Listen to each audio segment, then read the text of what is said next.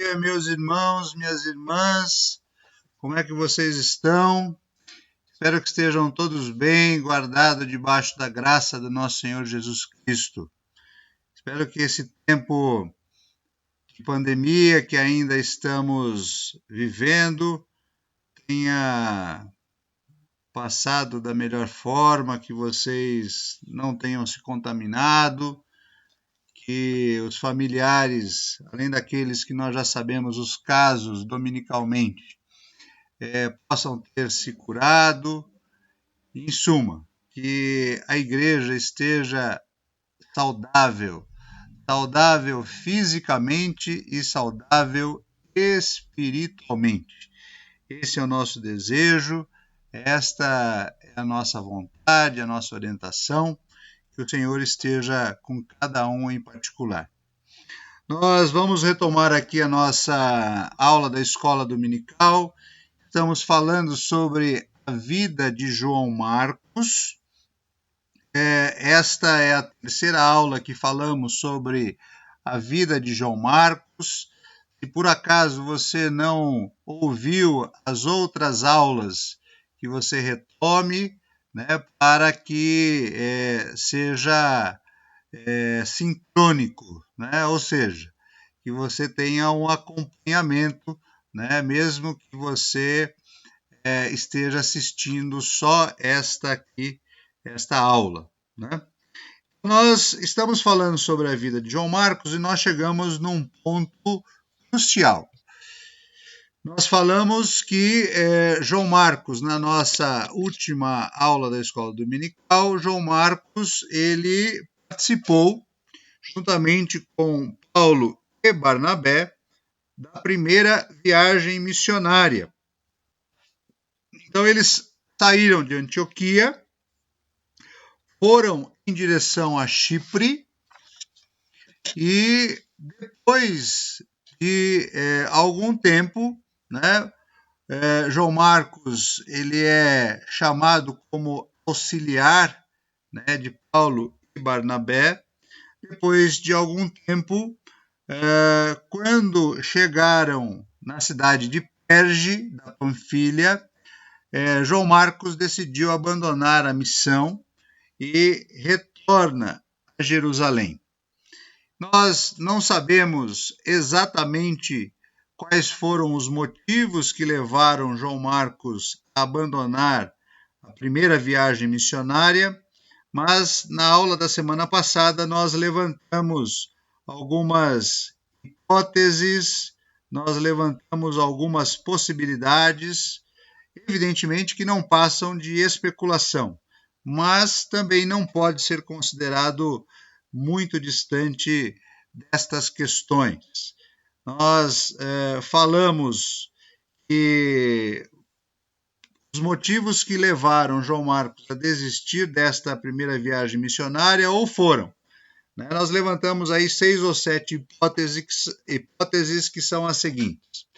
A saudade de casa, por ser ele novo, né? Missionário novo, então poderia ter sido este o motivo. A discordância do caráter da pregação aos gentios, especificamente naquilo que diz respeito às prescrições da lei mosaica, né, a questão da circuncisão, obviamente que confronta, né, a doutrina da salvação pela graça por meio da fé. Então esta foi a segunda hipótese. A terceira hipótese que nós levantamos foi em relação ao rigor da viagem, né? Então, a questão de saúde, né? E nós falamos, olha só quanto isso é muito possível, né? Porque nós estamos em pleno século XXI, quase 2000 anos depois deste acontecimento, e ainda nós estamos vivendo essa situação, né? Inclusive o que motiva esta aula sendo dada virtualmente, né? A questão da saúde, as pestes, as febres, né? A questão física, né? ser justamente uma viagem que demanda algum preparo físico, porque percorriam a pé por montanhas, atravessavam mares, né? E também o risco que era colocado à vida dessas pessoas que andavam em pequenos grupos pelas estradas, né? Onde eram frequentemente assaltados por bandidos, mortos. Então, nós levantamos essa terceira hipótese. A quarta hipótese é a discordância a respeito do método e dos lugares da pregação de Paulo, certo? E de Barnabé também. Nós levantamos ainda uma quinta hipótese, que possivelmente houve um desentendimento pessoal com Paulo, justamente por causa do caráter e da personalidade de Paulo. Levantamos ainda uma sexta hipótese, né, que é a discordância em relação à liderança que Paulo assumiu nesta primeira viagem missionária, porque inicialmente Barnabé era o líder. E finalmente levantamos a hipótese da dureza do caráter missionário, né? Ou seja, muitas pessoas retrocedem, muitas pessoas não resistem até o final. E isto pode ter sido também um dos motivos que levou João Marcos a se retirar desta primeira viagem missionária e não resistir até o seu final. Então, levantamos aí algumas hipóteses.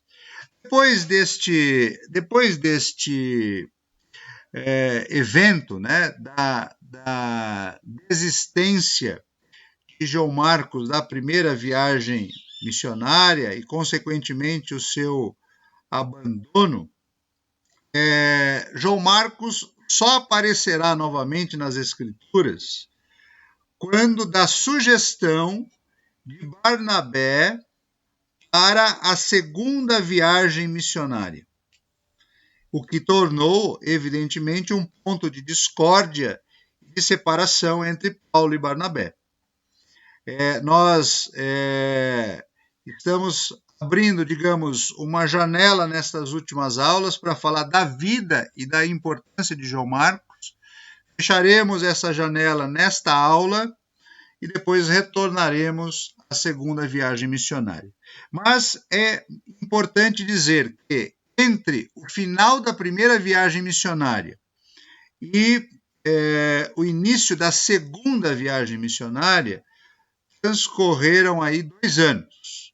Então, é por isso que João Marcos ele não é mais mencionado neste tempo nas Escrituras, sendo mencionado agora quando da decisão da segunda viagem missionária, quando Barnabé sugere a Paulo, né, o nome de João Marcos para que ele os acompanhe nessa segunda viagem missionária, quando houve então esta discórdia, quando houve, por causa disto, a separação entre Paulo e Barnabé. É muito interessante, inclusive, quando nós mencionamos essa discórdia, porque motivado por esta discórdia, na verdade não sairá uma viagem, mas sairão 2 viagens. Então, as Escrituras, quando elas mencionam a segunda viagem missionária, é a segunda viagem missionária de Paulo. E é sobre esta que nós temos informações detalhadas, nós temos os lugares para onde Paulo foi, os povos que Paulo encontrou, a maneira como foi pregado o evangelho, né? Então, nós sabemos em detalhes a respeito desta segunda viagem missionária de Paulo. Mas é óbvio que se nós lermos atentamente as Escrituras, nós verificaremos que haverá também uma segunda viagem missionária de Barnabé. E por que não dizer de João Marcos? Porque João Marcos esteve na primeira viagem missionária, os 3 estavam unidos, agora nós temos naquilo que se chama a segunda viagem missionária, nós temos duas. Uma liderada por Paulo, que terá auxílio de Silas, e a outra liderada por Barnabé, que será auxiliado pelo João Marcos. Então é muito importante que isto fique muito claro, né? Paulo e Silas, eles viajam em direção à Galícia, à Síria, à Cilícia, e Barnabé e João Marcos, eles irão em direção a Chipre. Então, o livro de Atos, quando ele narra a segunda viagem missionária, o livro de Atos, ele narra a segunda viagem missionária de Paulo, mas Barnabé também empreendeu a sua segunda viagem missionária. E nós verificaremos aqui que Barnabé, ao ser acompanhado por João Marcos, Barnabé está dando uma segunda oportunidade. Barnabé está dando uma oportunidade de um recomeço. Barnabé está dando a oportunidade de João Marcos escrever uma nova história depois da sua deserção da primeira viagem missionária. E aqui nós extraímos a primeira grande lição para as nossas vidas no dia de hoje, né, no presente. Então, o quanto nós somos cristãos, nós temos tido o comportamento de excluir pessoas. Nós não damos a estas pessoas esta nova oportunidade para que elas reescrevam a sua história no relacionamento com Deus, no relacionamento com a pregação da palavra, nesse relacionamento com a igreja, o quanto muitas vezes nós julgamos, condenamos e executamos pessoas, e essas pessoas não têm diante de nós a segunda oportunidade. Então, Barnabé, que foi um homem, né, muito fiel a Deus, foi um homem também que entregou a sua vida para a pregação do Evangelho, ele nos dá uma lição. A lição de que devemos dar uma segunda chance, uma segunda oportunidade. E é justamente nesta segunda oportunidade que nós verificaremos que Barnabé vive essencialmente a mensagem e o ensino de Jesus Cristo. Então, esta é a primeira grande lição. João Marcos está tendo essa grande oportunidade de reescrever a sua história, de recomeçar daquilo que ele foi chamado também para anunciar a pessoa de Jesus Cristo, a obra de Jesus Cristo, porque João Marcos também foi um grande missionário. Nós vamos perceber o seguinte, que o livro de Atos, como os irmãos já devem saber, o livro de Atos ele foi escrito por Lucas, né? O mesmo Lucas que escreveu o Evangelho. Aliás, faço aqui um outro parênteses para dizer o seguinte, quer dizer, muitas vezes as pessoas, e existem estudiosos que defendem que esses dois escritos andavam juntos, né? Aquilo que se chama Evangelho de Lucas e aquilo que se chama o livro de Atos dos Apóstolos. Mas quando as escrituras foram fechadas, elas foram canonizadas, esses dois livros eles foram separados. Então, o livro de Atos foi escrito por Lucas, né? Isso nós já sabemos. E nós vamos verificar que a segunda viagem missionária de Barnabé e de João Marcos, ela não é narrada pelo livro de Atos.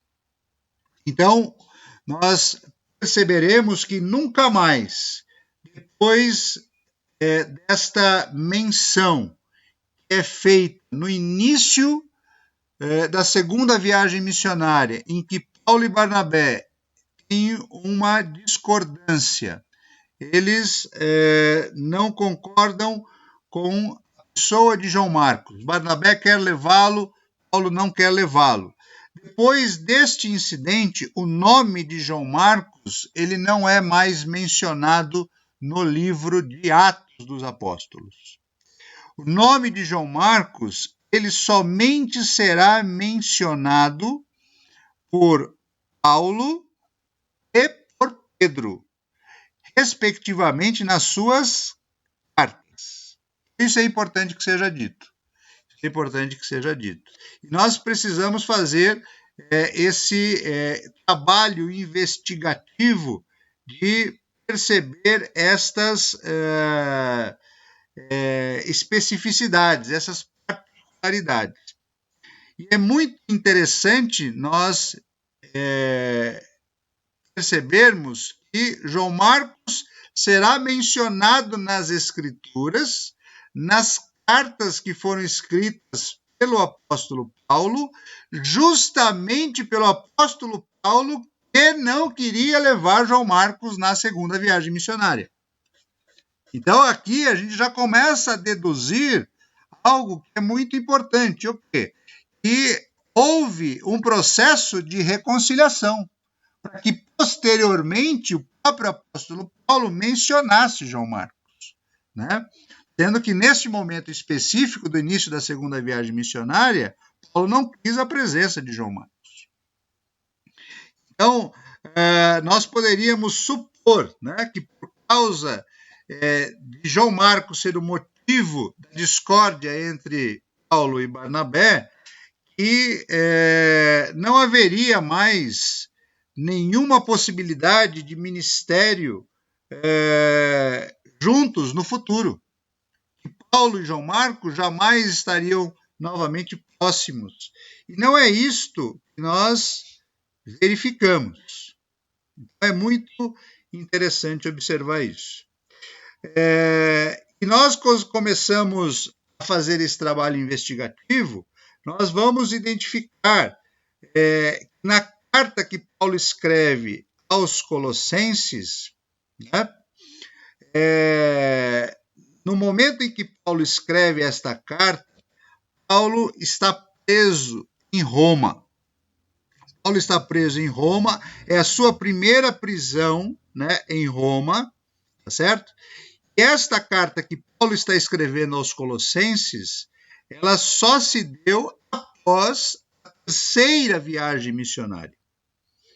E nós vamos perceber isso no que Paulo diz lá em Colossenses, né, no capítulo 4, nos versículos 10 e 11.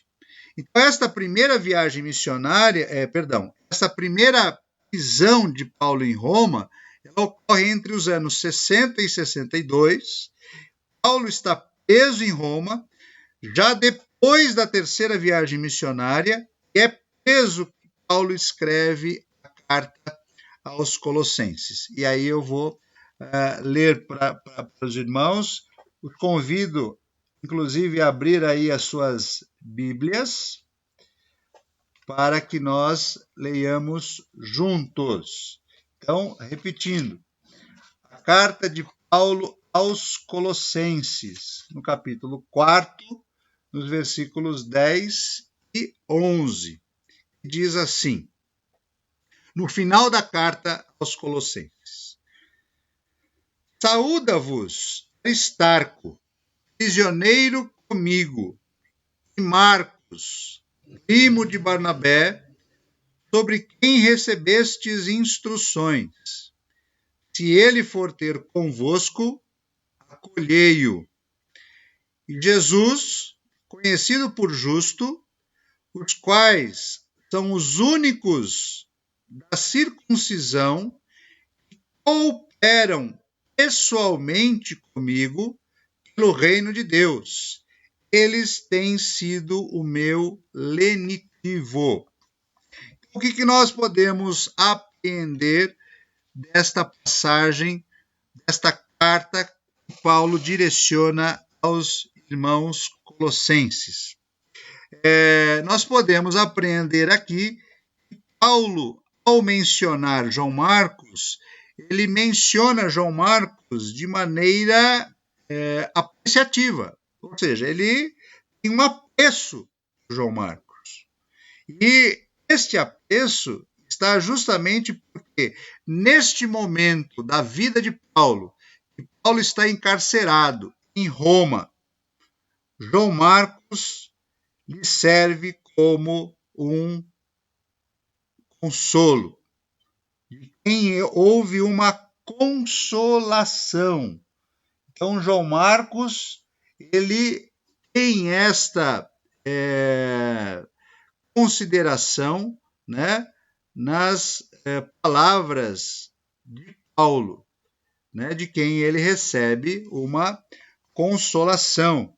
E Paulo, ele não está completamente dito isso com estas palavras, mas quando se diz assim, se ele for ter convosco, acolhei-o, isto nos indica que Paulo faria com que João Marcos fosse em missão em direção a Colossos, inclusive para entregar esta carta.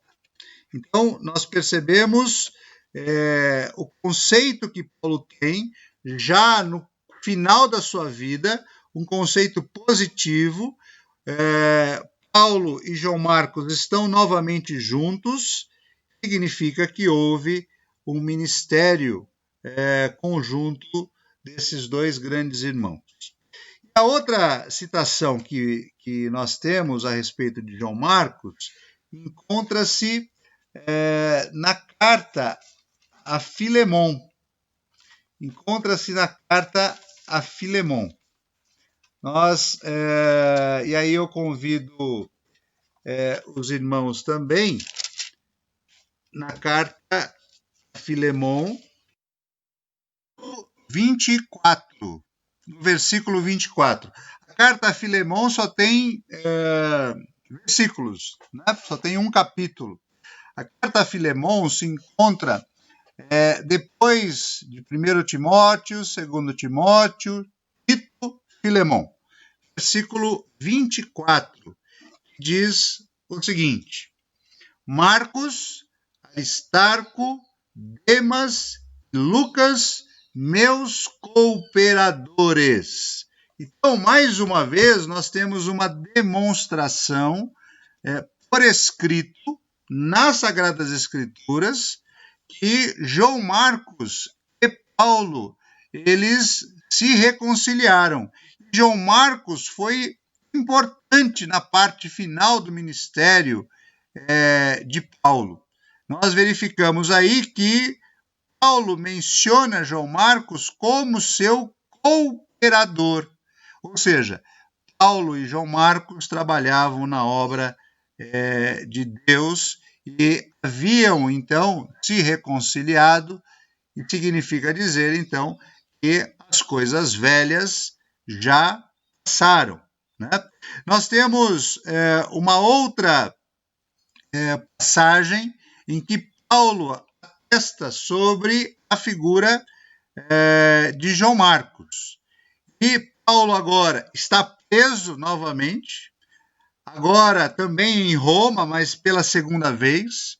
Nós não conseguimos precisar exatamente o ano, mas entre os anos 64 e 67. E na carta a 2 Timóteo, né, Paulo fala sobre João Marcos. E o que Paulo fala sobre João Marcos? Paulo pede a presença de João Marcos.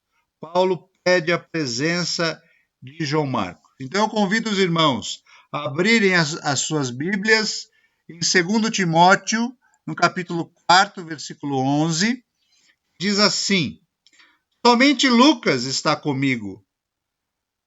Toma contigo Marcos e traze-o, pois me é útil para o ministério. Então, é interessante que o escritor do Evangelho de Lucas, que também é o mesmo escritor de Atos dos Apóstolos, aqui está preso junto com Paulo em Roma, quando este Paulo está pela segunda vez preso na cidade de Roma entre os anos 64 ao 67. E Paulo pede a Timóteo que Timóteo leve consigo João Marcos para Roma. E Paulo explica o porquê. Paulo pede que Timóteo leve João Marcos a Roma, porque João Marcos é útil para o ministério. Significa que João Marcos tem valor, já deu provas do seu valor, já deu provas da sua utilidade. João Marcos, ele conseguiu reescrever a sua própria história. Nós vamos verificando que ao longo do tempo da vida de alguém, esta pessoa ela consegue ir mudando os primeiros conceitos que ela recebe e ela foi sendo transformada dentro daquilo que Deus o chamou para ser. Então, a ação do Espírito Santo de Deus é que promove a transformação da vida das pessoas. E quando Deus tem ou vocaciona alguém para o seu ministério, para o seu trabalho, é o próprio Senhor quem faz a obra, é o próprio Senhor quem transforma a pessoa. Então, de alguém que foi motivo de discórdia, justamente porque teve uma atitude equivocada no passado, esse alguém ele foi sendo restabelecido ao longo da sua vida com credibilidade, tendo agora dado mostras do seu valor diante de Paulo. Então, nós verificamos nessas 3 citações que falamos até aqui, em Colossenses, em Filemão, em Timóteo, que Paulo restaura a importância de João Marcos. João Marcos readquiriu confiança diante de Paulo. O erro que foi cometido já foi perdoado, mas, como nós já dissemos ainda nesta própria aula, Barnabé foi mais capaz de avaliar, de medir o caráter de João Marcos do que Paulo. E porque Barnabé foi capaz de medir, foi o próprio Barnabé quem justificou a João Marcos. E lembrem-se, a ideia de justificar. A ideia de justificar é a ideia de absolver. Então, quando Barnabé recomenda João Marcos para Paulo no início da segunda viagem missionária, significa que para Barnabé, João Marcos já não era mais devedor. Ele já estava absolvido, sem que tivesse talvez dado provas que nós podemos atestar no final da vida de Paulo, nessas 3 passagens e citações bíblicas que dissemos aqui. Então, Barnabé, ele antecipou, ele foi visionário. Barnabé conseguiu justificar João Marcos antes mesmo do que Paulo fez nestas citações. Agora, é importante que talvez a severidade com que Paulo tratou João Marcos, no momento em que João Marcos resolveu ir embora da primeira viagem missionária, no momento em que 2 anos depois Paulo não aceita a presença de João Marcos, é importante que muitas vezes isto também tem um efeito pedagógico e um efeito disciplinador na vida das pessoas.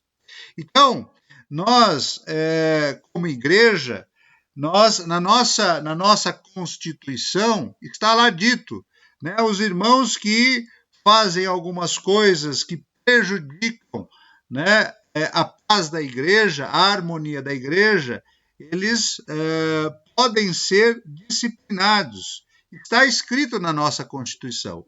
Mas nós temos verificado que a condução e a prática dos conselhos das nossas igrejas, elas se utilizam muito pouco desse artifício da disciplina. Eu não estou aqui fazendo apologia à disciplina, mas eu estou dizendo que a disciplina, que ela é prevista nas Escrituras, é prevista na nossa Constituição, ela muitas vezes ela tem um efeito salutar, ela tem um efeito saudável para a convivência dos irmãos em harmonia, né, na socialização na igreja. Às vezes a disciplina ela é importante, às vezes a disciplina ela é útil, ela é apta para fazer com que o fiel a Jesus Cristo possa amadurecer como um servo de Deus, como uma pessoa envolvida com as coisas de Deus. Então é muito importante. Talvez, se por um lado Barnabé ele foi visionário e ele justificou a João Marcos antes mesmo de João Marcos dar os frutos que posteriormente Paulo reconhece, né? Talvez Paulo tenha sido importante na vida de João Marcos através das suas atitudes para que o próprio João Marcos tivesse algum efeito de disciplina, para que ele pudesse, então, entrar com os dois pés, e é isso que nós temos sentido falta de pessoas comprometidas verdadeiramente com o Evangelho, e não pessoas mais ou menos. Dependendo das circunstâncias, as pessoas elas se afastam do convívio da igreja, elas se afastam da presença de Deus, elas deixam de vivenciar a boa nova do Evangelho. Nós precisamos de pessoas comprometidas, pessoas que entrem para esta causa com os dois pés e que façam, assim como Paulo tem nos demonstrado, né, que estando bem ou estando mal, ele está comprometido com a causa de Jesus Cristo. É isso que nós precisamos. Depois nós vamos verificar, inclusive, que João Marcos também desfrutou de um relacionamento muito, mas muito próximo com o apóstolo Pedro. E nós podemos verificar lá na carta de Pedro, de 1 a Pedro. Então eu convido os irmãos a abrirem as suas Bíblias, né, na carta de 1 Pedro, no capítulo 5, no versículo 13.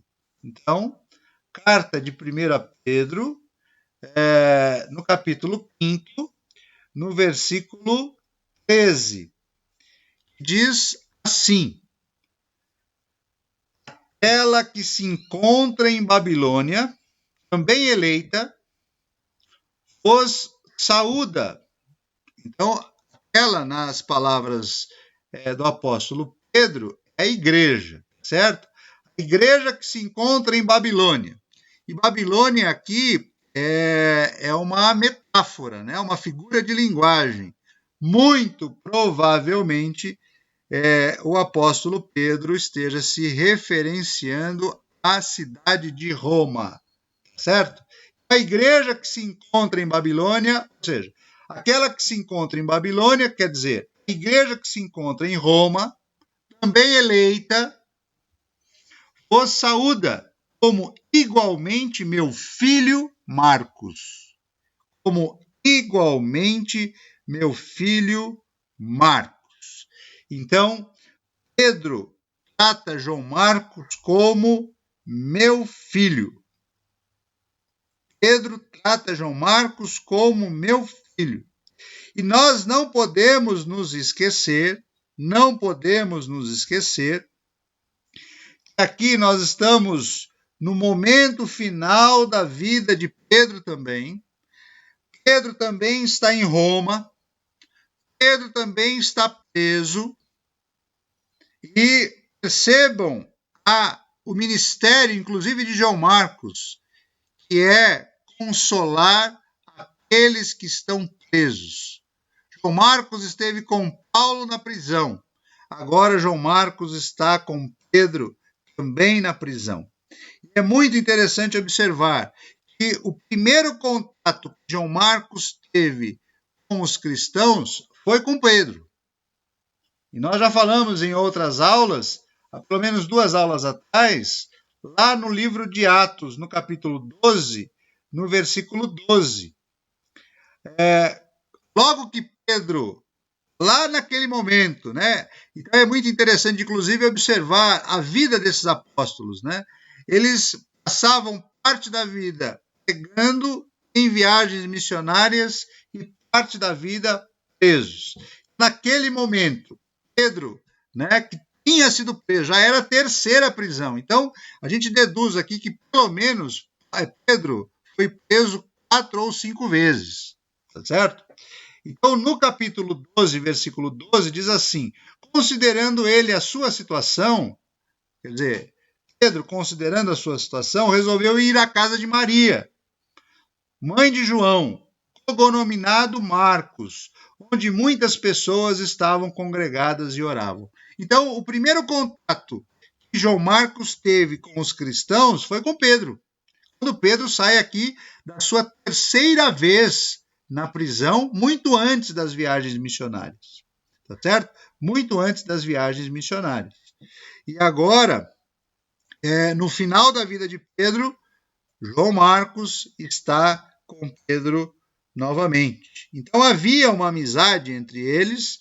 Esta amizade se aprofundou de tal forma que Pedro chama João Marcos de meu filho. Aqui, muitas vezes, né, existe uma linguagem no mundo religioso, né, são chamados os filhos da fé. Talvez João Marcos tenha sido um filho da fé de Pedro, porque talvez, e aqui a gente também trabalha no campo das hipóteses, né, talvez João Marcos tenha se convertido a Jesus Cristo por intermédio de Pedro. Então, é muito importante verificar o percurso da vida de João Marcos. Então, é isso que nós estamos aqui observando, é isso que nós estamos aqui verificando, este percurso. E, meus irmãos e minhas irmãs, nós não podemos bater o martelo sobre a vida de ninguém. Nós não podemos julgar o nosso irmão. Nós não podemos condenar o nosso irmão. Nós não podemos executar o nosso irmão. Nós temos que seguir estritamente as palavras de Jesus. Não julgueis para que não sejais julgados. Ou com a mesma medida que julgardes, também serão julgados. E nós não podemos fazer isto. Por quê? Porque nós não podemos decretar qual será o destino final das pessoas. Somente Deus pode. E nós estamos percebendo, por esse percurso da vida de João Marcos, que a vida de João Marcos foi transformada pelo Espírito Santo de Deus e ele correspondeu à sua vocação como missionário. E ele foi muito importante na pregação e no ministério a respeito da palavra, da pessoa e da obra de Jesus Cristo. João Marcos enfrentou um relacionamento difícil com Paulo, mas João Marcos perseverou. João Marcos prosseguiu e João Marcos venceu. Então, meus irmãos e minhas irmãs, se por acaso você está vivendo um período de crise, um período de dúvidas, se por acaso você está vivendo um período de dificuldade de relacionamento com seus irmãos da fé, se por acaso você está vivendo um período de dificuldade de relacionamento com seus irmãos, com a sua família, no seu lar, a mensagem é que você persevere, a mensagem é que você prossiga, a mensagem é que você vença em Jesus Cristo. Você deve seguir o exemplo de João Marcos. João Marcos é para nós um exemplo tão importante que Deus lhe confiou uma grande obra final. A obra de ter escrito o primeiro evangelho. O primeiro evangelho das Sagradas Escrituras não é o evangelho de Mateus. Apesar do evangelho de Mateus, na ordem dos livros sagrados, estar antes do que o evangelho de Marcos. O primeiro evangelho escrito e canonizado, inspirado, foi o evangelho de Marcos, o evangelho escrito por João Marcos. Então, olha só a posição de honra que Deus coloca João Marcos, inclusive. Até hoje, ao longo dos milênios, João Marcos, ou o Evangelho de Marcos, que conta a história de Jesus Cristo, é lida até hoje. Então, João Marcos, ele foi considerado extremamente importante na obra da pregação e do anúncio do reino de Deus. E aqui nós falamos algumas coisas para irmos concluindo a aula, né? O Evangelho de Marcos, ele foi resultado desta convivência com o apóstolo Pedro. Talvez neste momento em que o apóstolo Pedro estivesse preso. Então, os estudiosos, eles começam a levantar algumas possibilidades. Não há dúvida sobre a autoria do Evangelho de Marcos. O Evangelho de Marcos foi escrito por João Marcos. Agora, a datação é que nós não temos muita certeza, mas muito provavelmente ele foi escrito entre os anos 65 e 70 da nossa era, ainda debaixo do imperador Nero. Então foi esta intimidade que João Marcos teve com Pedro. Pedro chama João Marcos de meu filho, o filho da fé de Pedro, João Marcos. Foi esta intimidade que lhe proporcionou ouvir e posteriormente escrever muitas informações a respeito de Jesus que são narrados no Evangelho de Marcos. Um grande escritor cristão do século II, por volta do ano 130, esse escritor chamado Pápias. Pápias irá dizer que as palavras e a narrativa do Evangelho de Marcos são transcrições do próprio apóstolo Pedro. E este Pápias, citado por um outro grande escritor, talvez o primeiro grande historiador da igreja cristã, chamado Eusébio de Cesareia, que escreveu a sua obra chamada História Eclesiástica. Então, Eusébio cita Pápias.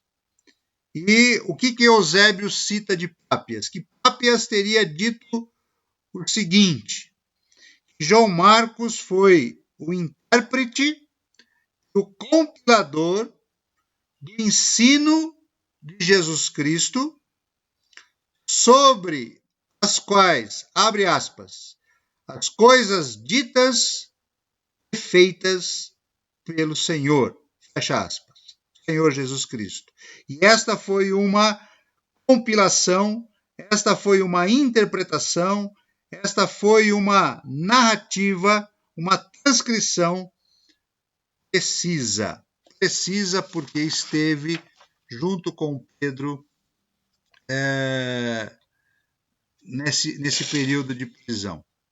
Então, Pápias vai concluindo dizendo o seguinte, que apesar de João Marcos não ter conhecido a Jesus Cristo, João Marcos conheceu de forma viva, com vivacidade, Jesus Cristo na narrativa do apóstolo Pedro.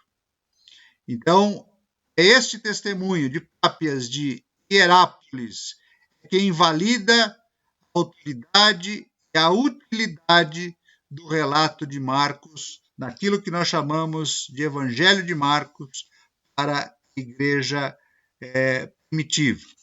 A outra tradição também falará a respeito do Evangelho de Marcos, só que esta é um pouco mais tardia. São os pais da igreja pós-nicenos, ou pós-concílio de Niceia, lá do século IV. Esses pais da igreja vão afirmar que o Evangelho de João Marcos, ou o Evangelho de Marcos, ele só foi escrito porque os irmãos que estavam na Babilônia, onde era a Babilônia? Nas palavras de Pedro, era Roma. Os irmãos de Roma. E Pedro fala que esses irmãos são eleitos, certo? Então foram esses irmãos, segundo estes pais da igreja pós-nicenos do século IV, que pediram a Marcos, ou a João Marcos, que escrevesse, então, tudo aquilo que ele tinha ouvido de Pedro a respeito de Jesus Cristo. Então, estes irmãos, esses pais da igreja, né, do século IV, vão dizer que o Evangelho de Marcos é o Evangelho de Pedro, mas escrito por Marcos. Então, essas são as tradições, né, antigas, são tradições da igreja, e elas vão ganhando autoridade e validade por causa do tempo e da tradição. Então, quer dizer, é evidente que nós não temos provas, né, na medida em que nós entendemos provas nos dias de hoje, né? Nós entendemos prova nos dias de hoje tudo aquilo que a gente precisa ver, precisa ter certeza, documentos, né, algo material. Não, são tradições. São tradições que vêm do século II, com Pápias, que vêm do século IV, com esses pais da igreja pós-nicenos. Essas tradições, elas vão se consolidando. Elas vão se consolidando e as pessoas vão dizendo que o final da vida de João Marcos, se deu lá no Egito, quando então João Marcos funda a igreja cristã na cidade de Alexandria, lá do Egito.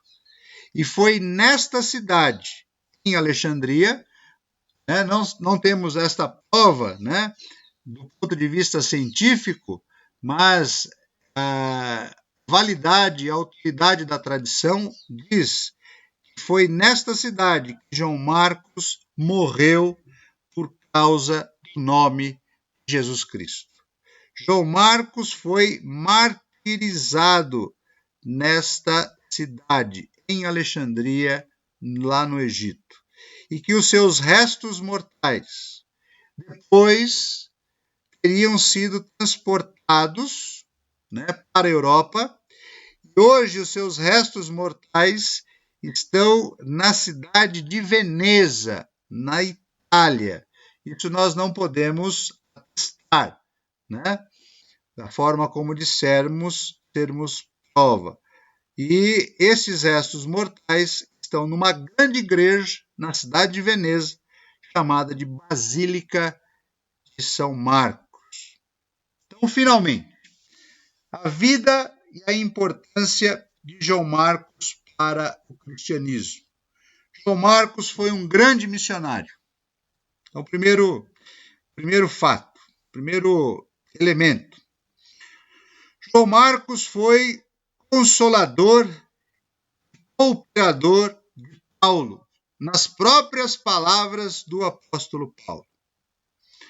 João Marcos foi filho de Pedro, filho da fé de Pedro, nas próprias palavras do apóstolo Pedro.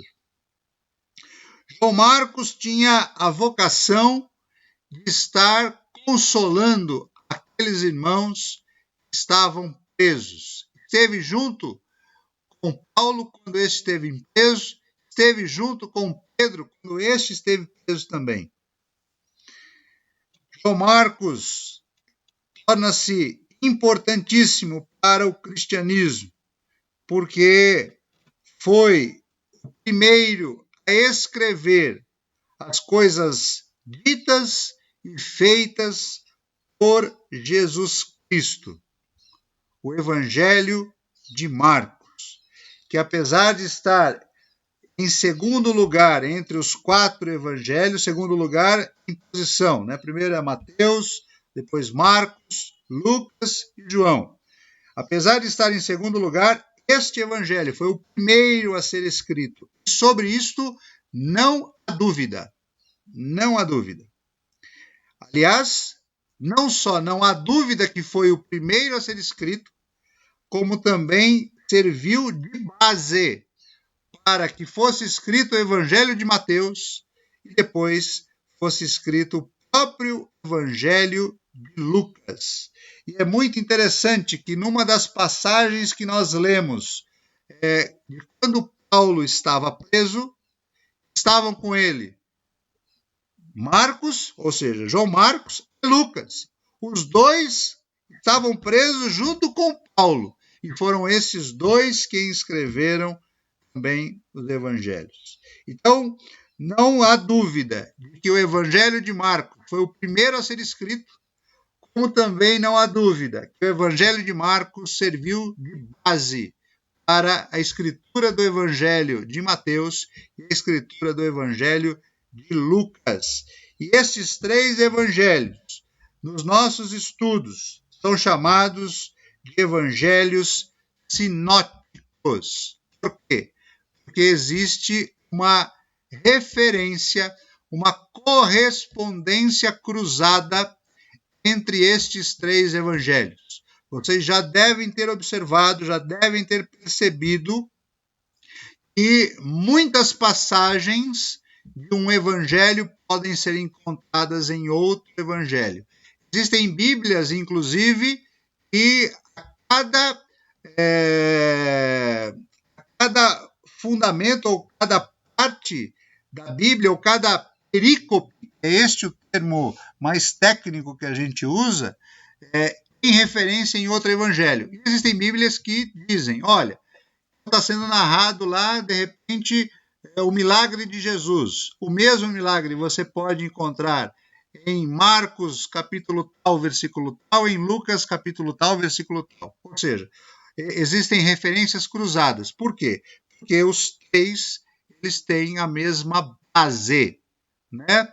Então, existe aqui a primazia do Evangelho de Marcos. Por causa do Evangelho de Marcos, os outros também foram escritos. O evangelho diferente desses 3 é o Evangelho de João.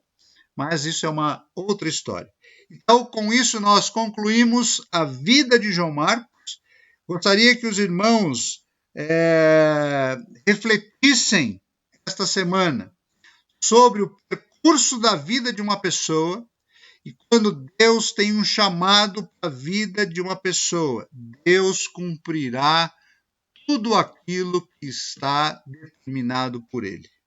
Então, as pessoas, elas podem caminhar por onde for, mas se Deus tem um chamado, saibam, tenham certeza de que Deus irá cumprir a sua vontade na vida de cada um. Isto, como igreja, nos faz sermos mais prudentes ao julgarmos alguém, ao condenarmos alguém, ao executarmos alguém. Nós precisamos tirar esta lição dos evangelhos e de todas as pessoas que se relacionam com Deus, com Cristo, através daquele que transforma a vida das pessoas, que é o Espírito Santo de Deus.